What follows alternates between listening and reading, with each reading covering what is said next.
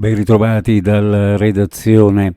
Trieste, ladri entrano di notte in casa a Barcola, narcotizzata e poi derubata nel sonno una donna di 57 anni che abita in via San Bortolo.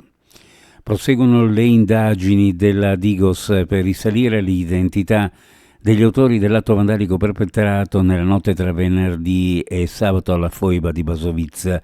Si continua ad indagare a tutto campo anche con l'ausilio delle immagini di alcune telecamere di videosorveglianza sul territorio. La foiba si trova in un'area isolata del Carso triestino ed è circondata da una fitta vegetazione. Alcuni operai domenica aggiunti per l'allestimento dei palchi per la cerimonia solenne per il giorno del ricordo che si svolge oggi hanno rinvenuto scritte oltraggiose lasciate sull'asfalto all'ingresso del monumento. Attraverso le risorse del Fondo per il concorso agli oneri dei comuni derivanti da accadimenti di natura straordinaria e imprevedibile, destiniamo 100.000 euro al municipio di Pontebba per far fronte alle spese connesse agli interventi che si sono resi necessari in conseguenza delle intense piogge protrattesi nel mese di ottobre che hanno causato l'allagamento di alcune condutture elettriche. A darne notizia è stato l'assessore all'autonomia locale e funzione pubblica del Friuli Venezia Giulia Pierpaolo Roberti, che per la giornata ha portato l'attenzione della Giunta a una specifica delibera a tema. Il provvedimento è stato approvato dall'esecutivo.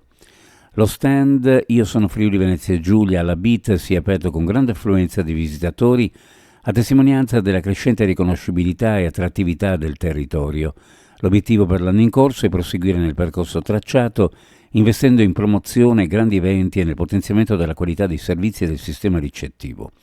A tal proposito uscirà entro l'anno il nuovo bando destinato a incentivare le strutture alberghiere a 4 o più stelle sul territorio regionale con una dotazione iniziale di 5 milioni di euro. Danno notizie l'assessore regionale alle attività produttive e turismo Sergio Emidio Bini in visita allo stand del Friuli Venezia Giulia e alla Borsa Internazionale del Turismo, il BIT di Milano. Uno sguardo alle previsioni meteorologiche: cielo coperto in montagna, nuvoloso altrove, sulle prealpi Giulie è possibile qualche debole precipitazione, quota neve intorno ai 1300 metri, temperature minime in pianura fra 4 e 7 e sulla costa fra 7 e 9 gradi, le massime ovunque fra 10 e 13 gradi centigradi. Previsioni a cura di ARPA e FVG Meteo. Ed è tutto per il momento con l'informazione. Grazie per averci seguito. Alla prossima edizione.